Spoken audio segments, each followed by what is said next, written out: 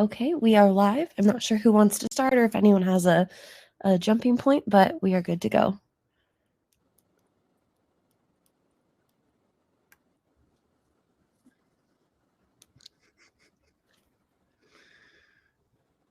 Someone be brave. How about you start, London? Yeah. Okay, so this panel is Cultural and Queer Identities Intertwined. The goal for this was to sort of explore the multitude and sort of infinite amount of ways that I think queerness and culture can combine, whether that is a personal attachment to it, a historical, research-based. I think any sort of introduction we've all had to this topic is extremely valid and something that we were very excited to put together to give you all a space to dive into. So whether it's, again, talking about your work and your research and your creative works in terms of culture and identity and what you found through that, or your personal takeaway from it and how it's, adapted and molded your own personal life and personal identity in terms of your culture and your queerness, kind of just free reign on what you guys are just inspired by and what you found and what you've come into, what you've just seen with this topic and how these things have combined either historically or academically or personally. I think I kind of want to just give you guys free reign to talk about that because it's such a unique experience for everyone. But I don't know if anyone has a jumping point, if we want to talk about either your personal connection to your culture and your queerness or something you found in your work, but both are completely valid. I'll jump in. Perfect. Hi, everyone. My name is Marwan Kaabour, and the project that brought me here is my book from last year, The Queer Arab Glossary, which is a study of queer slang and Arabic dialects. So the book acts as part glossary, part anthology. So the glossary is the first part. The second part is a collection of 8 texts by different writers from across the Arab region reflecting on themes of language, slang, dialect, queer identity, Arab identity.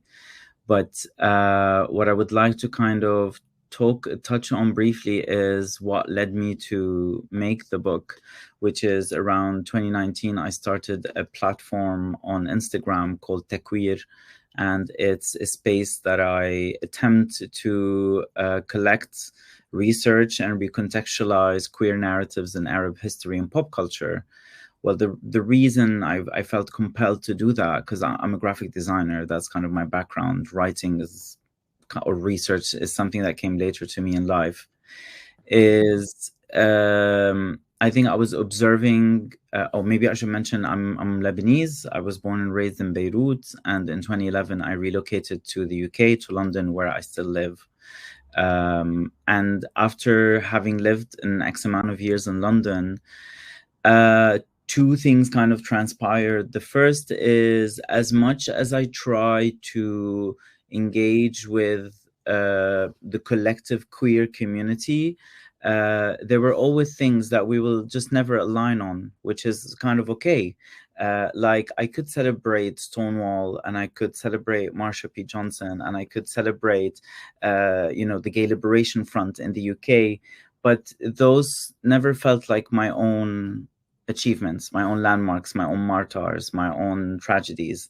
They felt like things that belong to the greater queer that I'm part of. But then there's the things that are particular to where I come from, our stories, our heroes, our tragedies, our scandals, our pop divas, whatever it might be, that I don't feel is spoken about enough. And particularly within queer Arab youth that somehow are able to connect with like RuPaul's Drag Race rather than like kind of local references.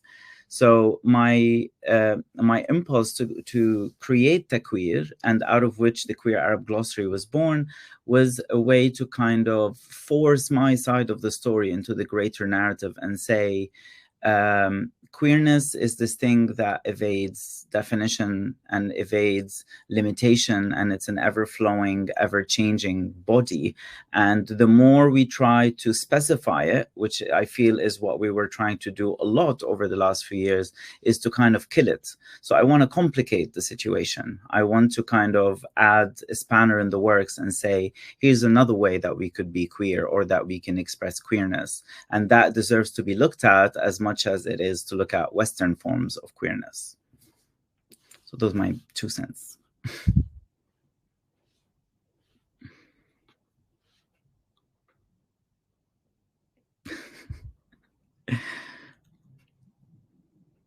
Does anybody relate? I was gonna say that was amazing. Does anyone want to kind of jump off of that and touch on where their research and where their passions has brought them in terms of the literary world?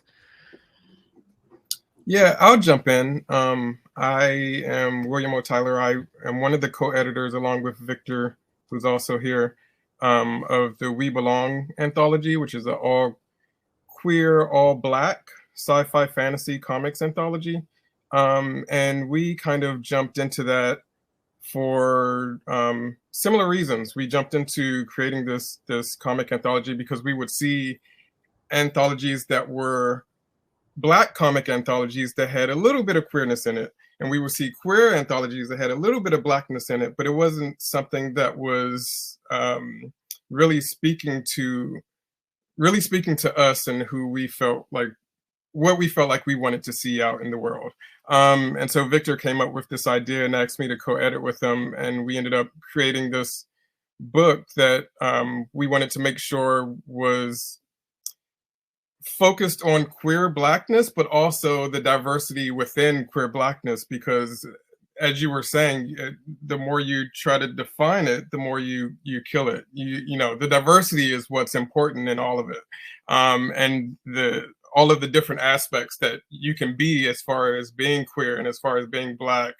It was very important for us to show, like, you know, older Black people, older queer Black people, or you know, queer lesbians, queer trans people, or Black trans people, Black lesbians, all of those different things coming together that don't really get the spotlight. The more mainstream you get with things, the less you see how cool all of the queer identities can be.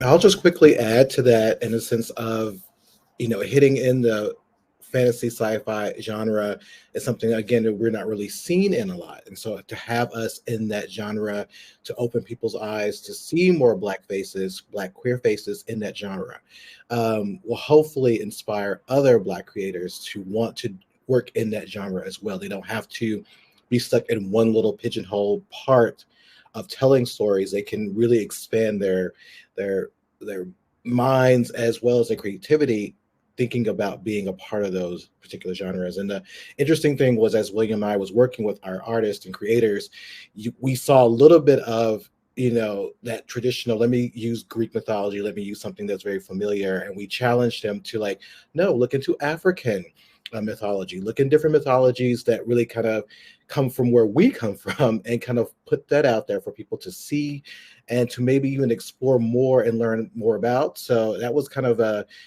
interesting challenge, but yet that's where we saw that, because we have not really been in that genre or been aware or even comfortable in that genre, that you just kind of go back to what is considered traditional. So it was kind of nice to really challenge our creators to kind of think outside the box and really present something else different. I'll jump in. My name is Dorothy Chan, and I'm a poet, and I am the author of Return of the Chinese Femme. I want to build upon all these really great points so far, and I'm really honored to be here with everyone today. I want to jump off of Marwan's original question, or maybe complication of the ways in which we complicate queerness, queer identity, intersectional queer identity, I should actually emphasize here, within our own works, or maybe the works that we seek out. Also, in addition, building upon Victor's point just now about mythology, and how many times within queer anthologies, a lot of the mythology that's present is Greek mythology. So basically mythology, storytelling from the Western lens, the Western gaze. And I think that we should keep talking about this. I'll say that my book itself, also works with the zodiac, but not the Western zodiac. It works with the Eastern or Chinese zodiac. And a lot of what governs my poetry is really like this belief that my father instilled on me like a long time ago, the ways in which Chinese people identify with their assigned like animal or zodiac sign from the year in which they were born. And so I was born in 1989, and that makes me the year of the snake. And there's a whole like mythologizing that a lot of like Asian people, Asian cultures do regarding our animals. I think that this also kind of complicates like a lot of how I look at not only my queer identity, but I guess more importantly, to build off of that intersectionally, my queer Chinese femme identity, where it becomes more complicated. I think that's something that also takes me away from the Western gaze is, of course, how even though I was born in America, I've always looked at myself as a citizen of the world. My parents met and fell in love in Hong Kong, which of course already has its own complicated history and politics to it. And I will say that whenever I visit Hong Kong, when I interact with not only like family members, but also like new friends who have like lived their whole lives, I'm exploring queerness. I'm exploring kind of like the ways that unfortunately homophobia, queerphobia, transphobia seeps its way into almost like every culture, and the ways in which like femmes and queer people within Hong Kong culture like do things to like survive and create their own like narratives. So I kind of want to branch off of this even more together, like the ways in which maybe each of us, either in our own work or the work that we seek out, complicate these questions of queerness, especially queer intersectional identities and questions. I'd be happy to jump in at this point if that's okay. So I'd like to take a slightly different tack, although in a way relating to what Dorothy spoke about. And I have to say it's a real pleasure to join this group of really fascinating and creative people. So I'm an historian of Late Imperial China. I teach at Stanford. And I'm here because I wrote a book recently called The Fox Spirit, the Stone Maiden, and Other Transgender Histories from Late Imperial China. And this is part of a series of studies I've done about sex and gender relations in the 18th and 19th centuries, mainly, using mostly legal cases from the archives in China that I found. And I came across a series of cases that really intrigued me. These involved individuals who were arrested, and they were prosecuted and treated very horribly by the state, but they were prosecuted for the crime of, quote, a male masquerading in female attire. So in Chinese, nanban yu zhuang. And if you sort of strip away the legal jargon and the way this is packaged by the authorities in terms of a crime, what you find is that, or what I found is that there are these individuals in rural China who had male anatomy, and that was judged later when they were examined by midwives to be normal male anatomy, but they were living as women, and they were playing special roles as ritual specialists, and apparently accepted in their own communities. So the most intriguing is this case of the fox spirit medium. So this is in rural North China, and this is an individual who lived with a man who was this person's husband, and this person was a spirit medium who channeled a female fox spirit. Now in rural North China, there are various animal deities that are worshipped by rural people, and generally they are shapeshifters. You have the fox, you have the snake, the weasel, the hedgehog, in some places the rabbit. And these deities are shapeshifters. They can appear as animals or as human, as male or as female. And they're accessed through spirit mediums who are then possessed. And then the deity will speak through and act through the body of the medium in the world, healing illnesses, telling fortunes, and so on, exorcising bad spirits.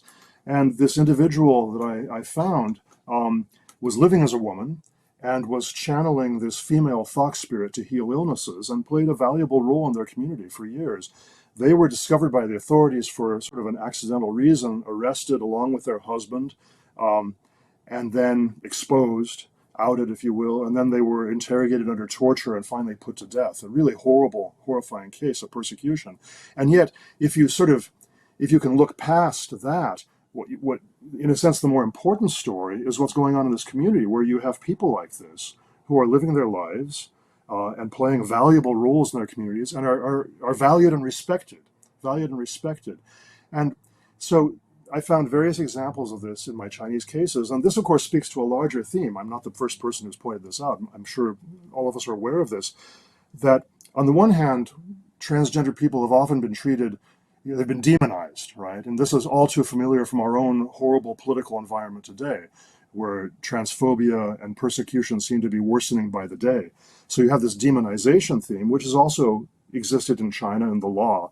And yet we also have this other option in the human repertoire is sacralization, as seeing, as in my cases of a fox spirit and so on, that people who are transing gender or in some other way are gender variant or queer, they have been touched by the divine, and therefore they are uniquely qualified to play these special roles for their communities, which are highly valued. And we see examples of this, of course, in Native American cultures.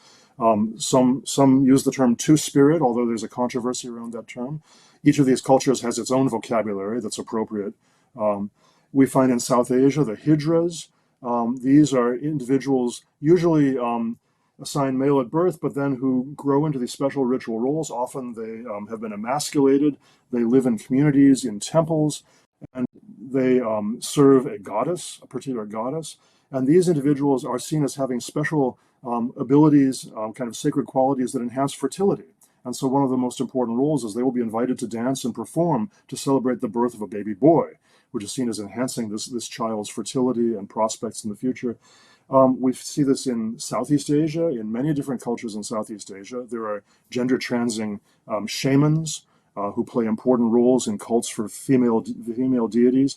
And so there is this broader theme in the human repertoire of sacralization, which I think is especially important today in this poisonous atmosphere that we have, to bear in mind that the human repertoire offers an alternative, a very different and far more positive way to understand and value what transgender has to offer, and that this has been very deep and widespread in our cultures and our histories. So we have the particularities. Each of these traditions has its own meaning specific to our culture, and yet there is a broader theme, which I think really should be celebrated. And perhaps we should speak of this more often, especially in this poisonous environment we're in today. So those are my comments, and thank you for the opportunity. That was wonderful. I think, honestly, going off of that, I would love to bring a question to all of you in terms of, do you each find yourselves looking back into your culture, into the history of your culture, and do you find any sort of inspiration in the fact that we do see historically a lot of this, like, what can be understood as like breaking these gender binaries in a lot of ways that I think go almost like under the rug in terms of like today's culture? Do you find yourselves looking back into the history of your cultures and seeing those moments and those honestly like forms of like resistance and expression in and of themselves? Like, do they inform our work today and our work in the literary world as we know them now from your perspectives?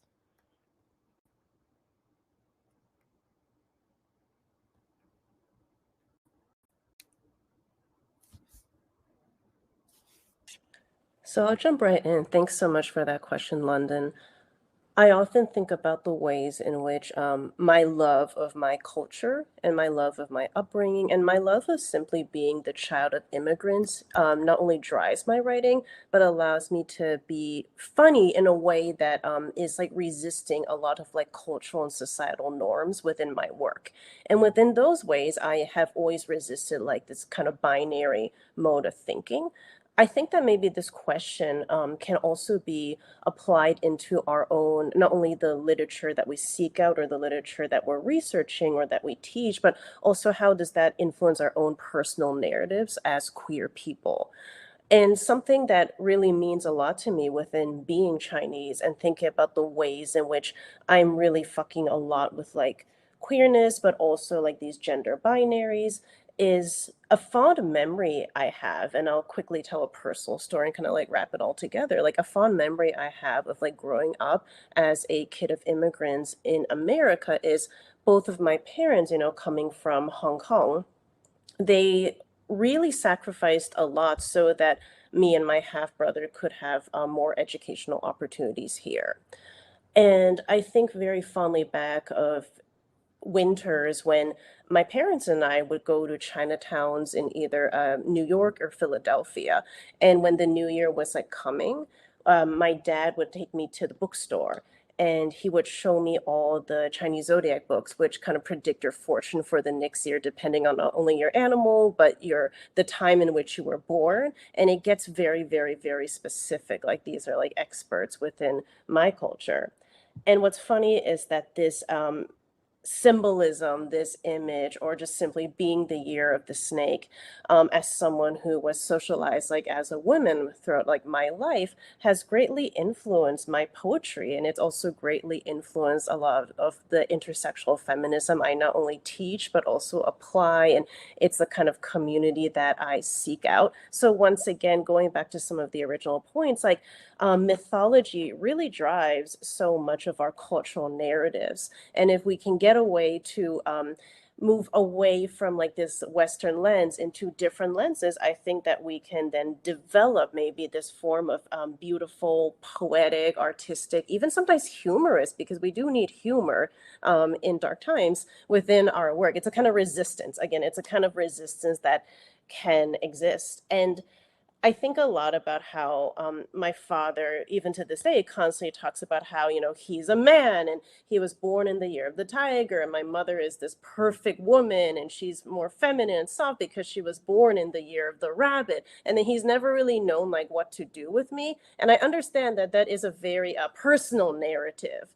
But at the same time, I also think the ways in which I look at gender completely different, especially from my father, really drives a lot of maybe the resilience and a lot of like the passion within my work. So I think a kind of common point that all of us in this room have today is the ways in which we we complicate, we fuck with our own queerness, and we look to either our own culture or cultures that we admire in order to make this complication, this complexity, all the more beautiful and worthwhile. I would like to build on what you just said, specifically in regards to mythology, to humor, and to complicating things. When I started putting together or to compile the Queer Arab Glossary, I had like the spreadsheet with like the term, its meaning, who it refers to, whether it's derogatory or endearing. And then I ended up with over 300 entries. And at some point I could feel just the process literally telling me, this is not working. Stop trying to put these boxes. They don't fit. You flatten meaning. Like the words, the language, the terminology that we use to refer to things that exist in the general realms of sex and sexuality and gender and our bodies, they have purpose and they are important, and it's important to find commonalities in the way that we talk about things, but there is a large degree of flattening and of removal of nuance that I find so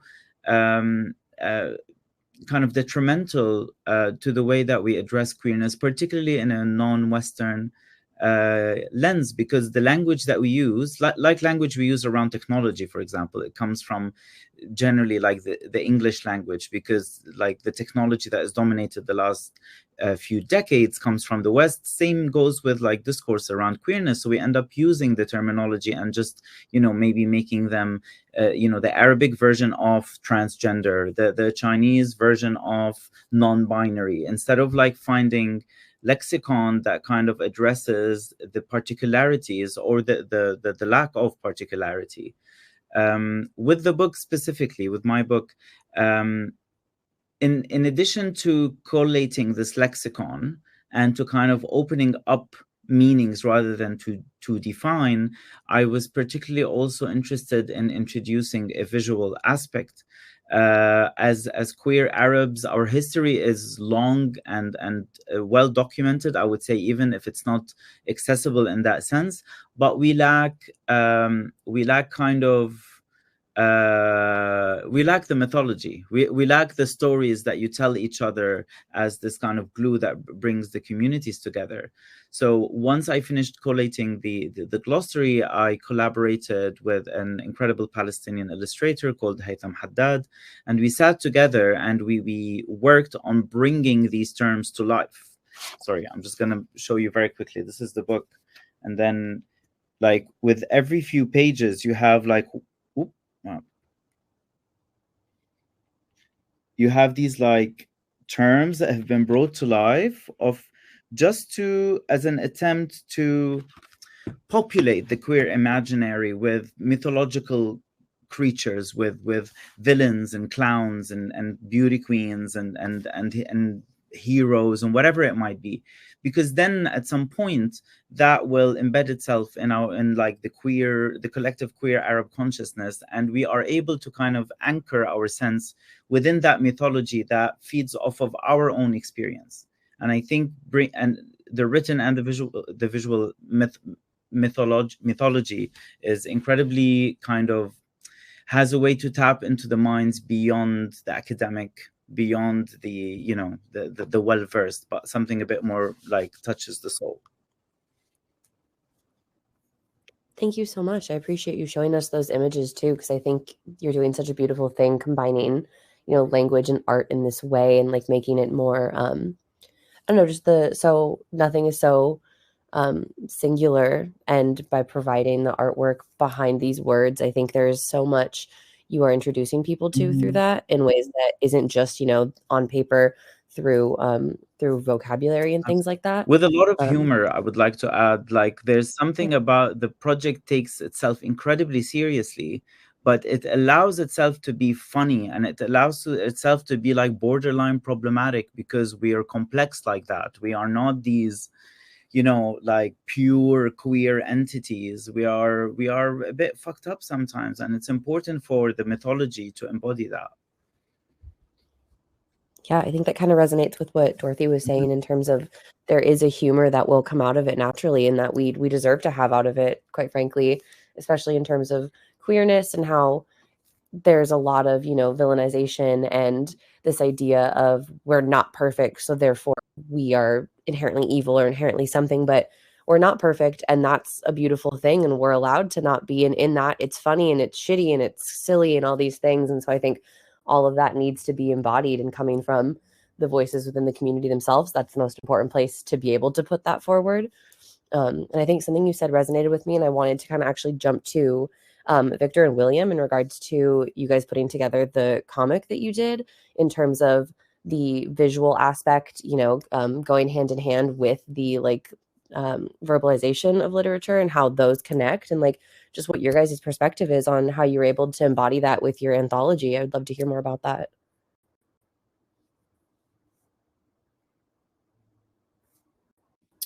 Yeah, thanks for that. The visual aspect is obviously a very important one when it comes to comic storytelling, and the way that we view ourselves, the way that we express how we see ourselves. I think that it was very important for us in this anthology to, you know, Blackness is something that is very visual to begin with, but queerness is not always something that is very visual. It can be. You can have very flamboyant and outgoing queer people, but there are also queer people who are much more reserved, and so we wanted to make sure we had stories that that showcased queerness of all types. And it also being a fantasy anthology, sci-fi fantasy anthology, we wanted to make sure we had things that were very out of this world, and things that really push the boundaries of like visual expression. I kind of want to jump into another project that I've been working on, actually, that comes up in this conversation because of all of the talk of complications and mythology. And I've been actually creating a character who is based on my idea of who the god of gay sex would be. And the more I look into it, I want this character to be kind of across the board, where, you know, he is a god, so he has appeared in every region and every culture, because gay people and queer people have always existed, right? And so he's been here throughout history. And I've found that in my research of trying to figure out who this gay god is, that I initially created him to look like a rabbit. And as I began to research, well, what mythological gods or what cultural gods have existed throughout the world, I began to find that there are so many gods throughout different cultures that, or ideas of representations of queer sex throughout different cultures that are represented by rabbits. And I did not realize that as I was creating this character. And so I find it very interesting that that is true. And I am stuck thinking about how, like, the more authentic you are to your own vision, the more you are actually tapping into the zeitgeist of the world, and the more universal it actually can become. People, you know, from clear across other lands can understand what I'm writing just because this is something that is inherently a part of our nature. Even if we don't know each other one-to-one, our cultures are still very similar in a lot of ways, even if we are coming from different places.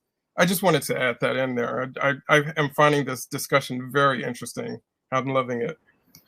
I also wanted to kind of talk about, as we were getting this book together, and how our artists were really approaching telling these stories and using mythology and using past, present, future, you know, situations. The neat thing was understanding a lot about African history, but also the African mythology that was queer or is queer, and how those characters and beliefs and logics kind of really transfer over after the slave trade. And also you think about the southern viewpoints of mythology, and seeing how a lot of that was all about building community, being close-knit, being together, but also embracing all different sides of our community, whether that was a queer community, masculine, feminine, and really combining those together. And I think that was the interesting part of seeing these stories, but also for myself to research more, to think about what does that mean, and what does that mean to us, and how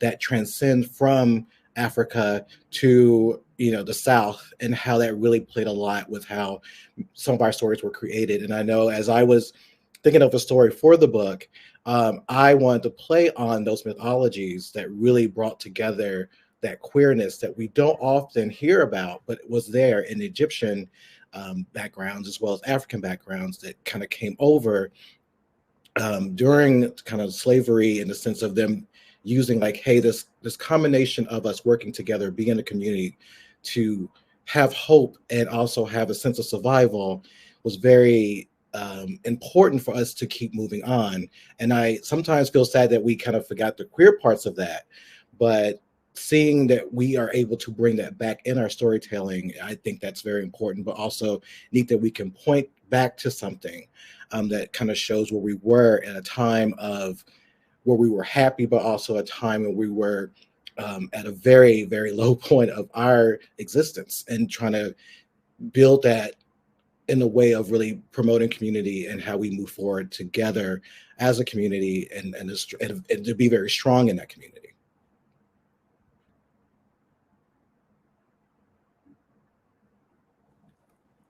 Yeah, thank you both so much for sharing that. I think something that's echoing throughout everyone's responses is this, like, importance of the history of culture, because to look at culture is, you know, by definition, we are looking back into history. We are looking at everything that's come before us and how it is like a predecessor, but also this sort of like circle that we can hopefully get back to, and all these roots that we're finding inspiration from. And I guess, like, not to drop a crazy weighted question, but I think what can we, you know, gain from learning about our cultures of the past, and like how can we apply all of that freedom that was expressed in all these ways and all these early forms of our cultures that somehow along the way we've sort of lost sight of them, at least in terms of our Western civilization as we know it now, in this very crazy fucked up world we are living in today. Like, what is, you know, the benefit of that history, and how can we use it to just strengthen the queer community and queer literature and queer research and things like that? Kind of a big question, but I think something that everyone kind of all your responses have really pushed me to like look at that and look at how important history is in that sense and how it can really formulate literature of today and be a really strong beacon for people, which I think is something that can be a misconception that like looking back isn't really going to help us, but clearly there's so much there that is inspiring and that I think we can learn a lot from. If anyone has anything on that. If I could add something. Oh, so I'm sorry, Victor, did you want to go ahead? No, you go ahead. You go ahead. I'm intrigued by William's comment about the rabbit and about the sort of universal gay god.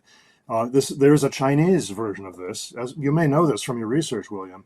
I'll just briefly mention. So, on the one hand, in the Chinese language in 18th, 19th, and modern China, the term tuzi, meaning rabbit, is a kind of derogatory term for a male who is sexually penetrated. But at the same time, there's evidence that there was a cult, a religious cult in South China around a deity known as Hu Tianbao. And this was a cult basically of gay men, basically worshiping this deity as a kind of patron saint of men who had sex with men. And there was a temple, at least one temple in Fuzhou, and we know about this because it was shut down by the authorities, and there's a record of this. So before it was shut down, this apparently had been flourishing in this big port city in South China. And at least in some accounts, this deity is associated with a rabbit, as a kind of rabbit god, represented as a rabbit. And in Taiwan, recently, the queer community has revived this cult, a kind of reinvention, you might say, but drawing on the history and yet creating a kind of new religion as a kind of cult for gay men and queer people in general. And so this is an active thing going on in Taiwan right now. I mean, maybe at some point in your research you would want to go visit and check this out. But so this thing it has a history, but it's also live. You know, people are in a sense reinventing and recreating this even as we speak. So anyway, I was really, really intrigued by what you mentioned just now. Thank you.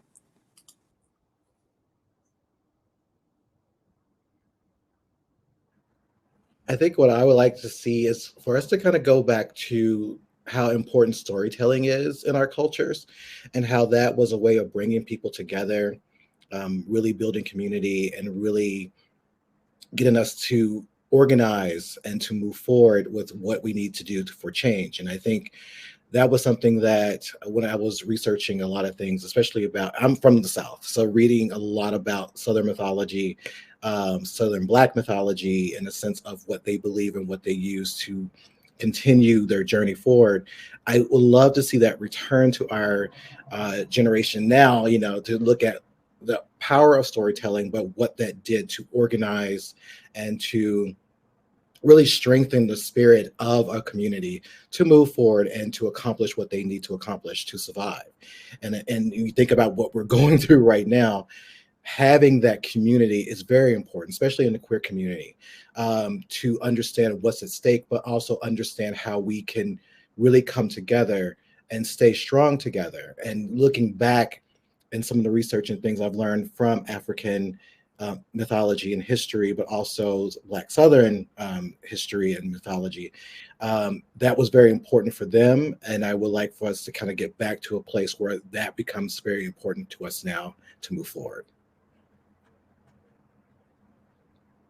I'd like to just add, in my case, specifically within the Arab context, I think we're all very familiar with the narratives built around Arab identities and how we are supposed to be as people, as these, you know, supposed savages who are incapable of accepting or loving queer people or women or people who fall outside of the norm, which is a narrative mostly built within the West and ingrained into the populace.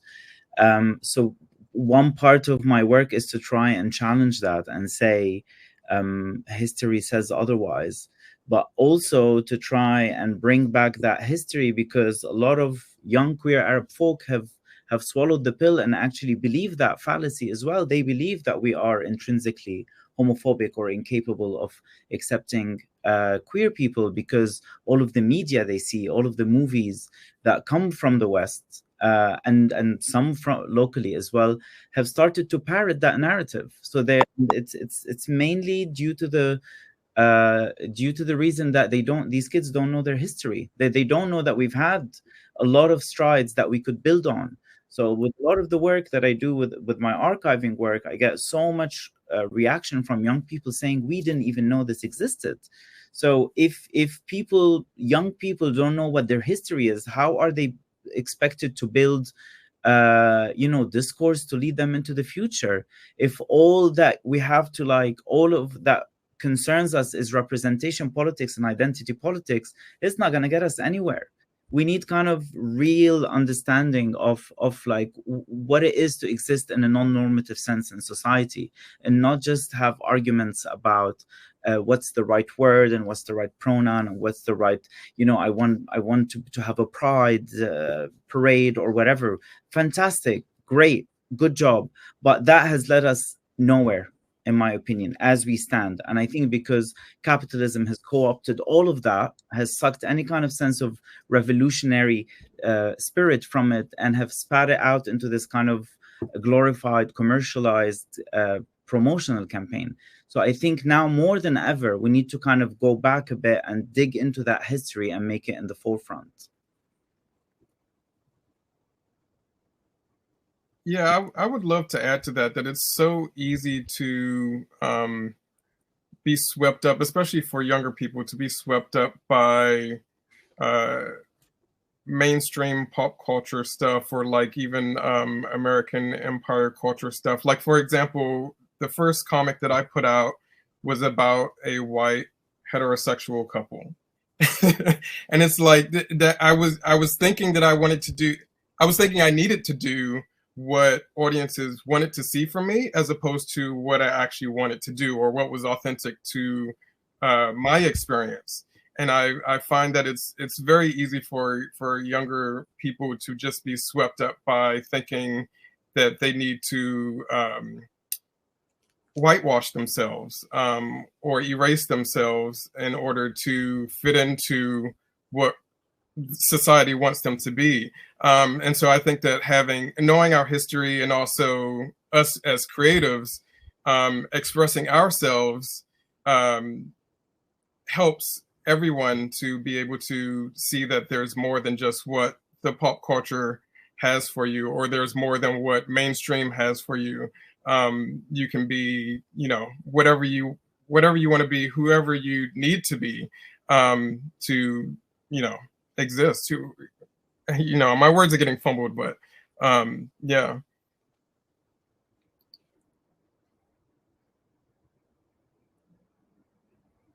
Yeah, thank you for that. I think something that's it's really funny. It's actually echoing through all the panels we've had today so far in regards to, community and what it means to, like, how we should be representing ourselves, or is there even, one or two ways to do that? And it's about being authentic, and that never looks like one way, and that's the hardest part about it. And I think that's also why community can be so multifaceted, that it's not just about, the today and the now. It's about, you can't have this community without acknowledging the system behind it and the history behind it. And by doing that allows you to be your most authentic self and present art and literary works and research that is fueled by what you believe is, true and passionate, and something that, like, you want to produce. And in that is giving, opening doors for readers and viewers to then find their own authenticity through us being able to have that freedom. So I think that's such a beautiful thing to see it, translate through all these different topics I've talked about today with these panelists, and hearing all of you express your connection to this topic. And I think it's a really beautiful thing. And I just thank you guys for sharing so much about it, because it's just very educational and very inspiring. And I think we have about 10 minutes left, a little over 10 minutes. And I want to make sure I give you guys each a platform to, some of us have already discussed the works we've been nominated for and things like that. So I just want to give you specific time to dive deeper into the work that you are a finalist for, or any work that you are that is drafted, that is in the works coming up, and just make sure you all have a space to share your research and your art and stuff. So if anyone wants to share with that, I want to make sure you guys each have time to do that.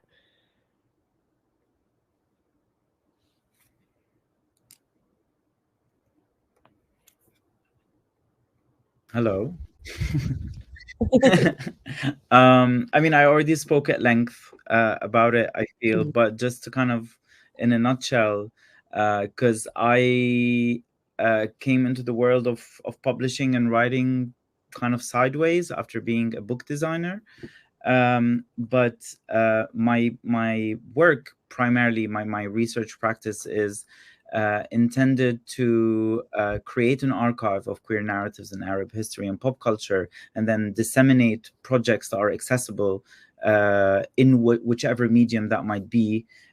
For my first realized project, as I was particularly interested in language and lexicon, printing a glossary in book form that is kind of something that you could sit with and indulge in was very important to me. And despite the fact the book being very niche in its subject matter, but I would argue that it's a book that anyone can have access to, queer or not. The language we speak, particularly the slang that we speak on an everyday basis, embodies all of the layers of information that can tell not only about our history and our identity, but about the history of the region that we grew up in and all of the different components that have led to it. So it was an interesting exercise of seeing how I could read Arab history by looking at what people say to refer to someone who is queer or perceived as queer. So the book essentially is this illustrated glossary and anthology. And I don't have another one in the works just yet, but I am very much interested in the many conversations the book has generated, and I feel like it's already planted a few seeds that I would like to build on. Stay tuned.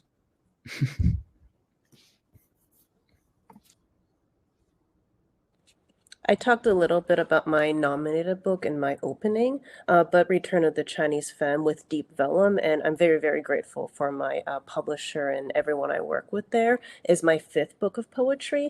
And something I wanted to challenge myself on with this 5th book is as follows.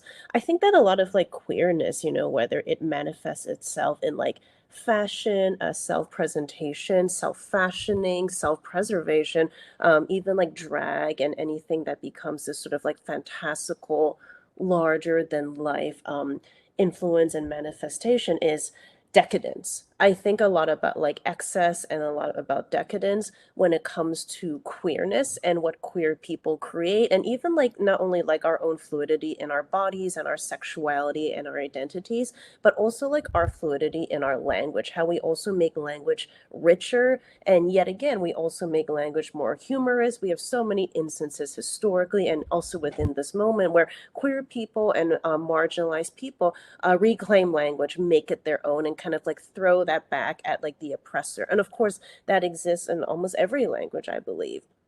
And so with this book, to make it more decadent, always like kind of following on my themes of like food, sex, fantasy, and fetish within queer Chinese femme identity, I arranged my table of contents as a menu, like when you go to like a really like nice restaurant. And I think that food itself represents a lot of like decadence. Within Chinese culture, we're really known for all these like huge meals. And I remember like spending time with my grandparents when they were still alive on my mother's side in Hong Kong, and we would have these big family dinners of all these courses and courses. And so this table of contents, it's arranged like a menu. I also look at decadence and fluidity of language within, of course, poetry, because poetry itself is inherently such a hybrid form. There is obviously so much experimentation in it, but poetry also has so much intertwined with other like art, language, and writing because of its fluidity. I am the creator of the triple sonnet, which of course is a play on the traditional sonnet form, which is a Western form. And I think that there's this kind of power that BIPOC, cutie pop poets and writers have when we take this traditionally Western form or entity and we somehow mess with it and make it our own as well. Well, we are nominated. William and I are now, and all of our creators are nominated.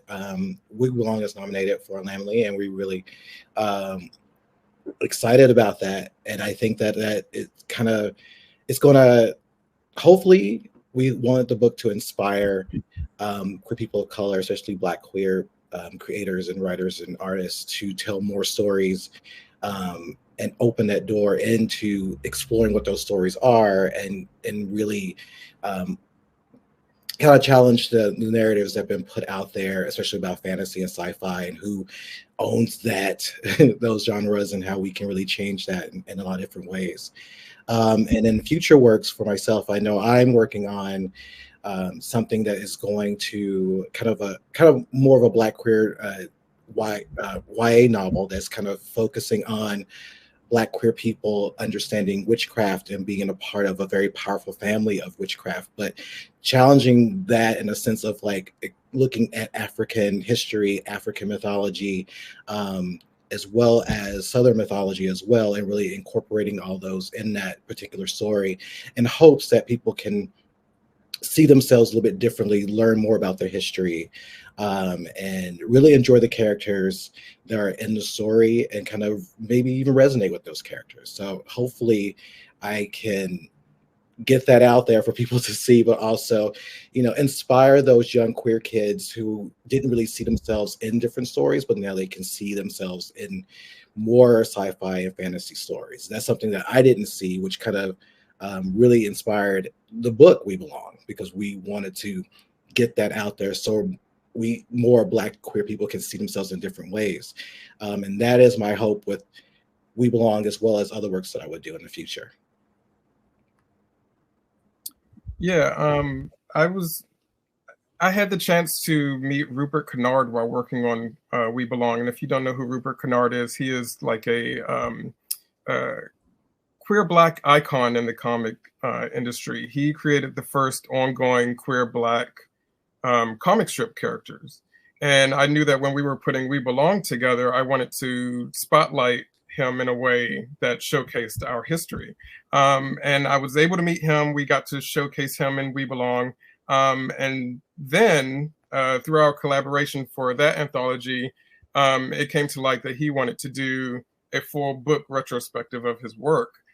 So I've just finished editing his new book that's just dedicated to all of his history. It has a complete comic strip works, but also his personal history of what he was going through as he was creating all of this. And so it's been a pleasure to help him record that and put that out into the world, because those comic strips were long unavailable and out of print. So they're back in print now. So that's my historical work. Working on that has been such a pleasure.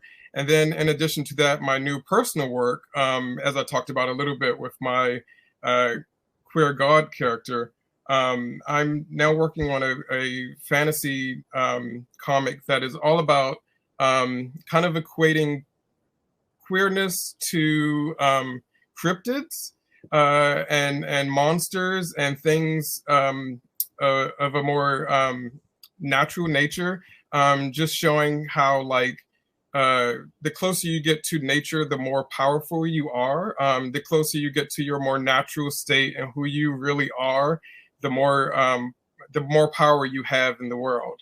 And so that's the next project that I'm working on as far as personal comics.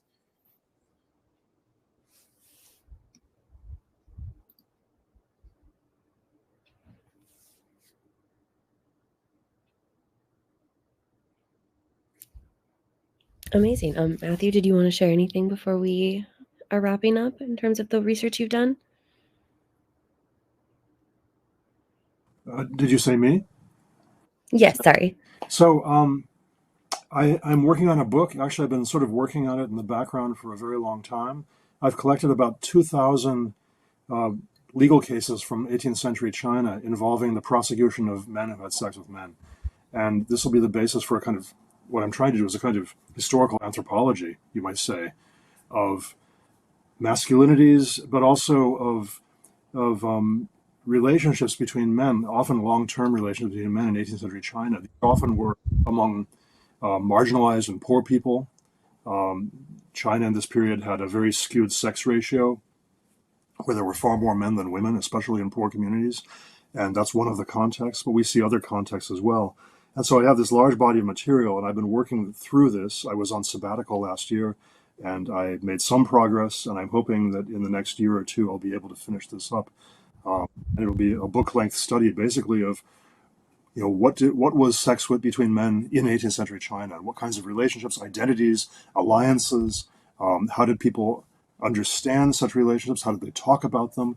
And again, I think for me, there's fascination in the particular to this cultural context, but also fascination in what is universal in human experience. Because when I look at these people in 18th century China, sometimes things are very unfamiliar, like, wow, why did they say that? Why did they do that? But at the same time, you can also see what's universal in the human experience. And for me, these are both inspiring. And after all, we are all the same species. So as diverse as we are, there is a limit ultimately to our diversity. And so I find that both the diversity and also what is universal, both of these, I think, are very valuable to hold on to at the same time. And so, but anyway, that's what I've got in the works now. So again, as Marwan said, stay tuned. Thank you. Thank you for the opportunity. Amazing. I know from the bottom of my heart and from, the entire LAMMYS audience and just, I think, the queer community in general, I want to thank you each for the work you're doing and the creativity you're putting forward.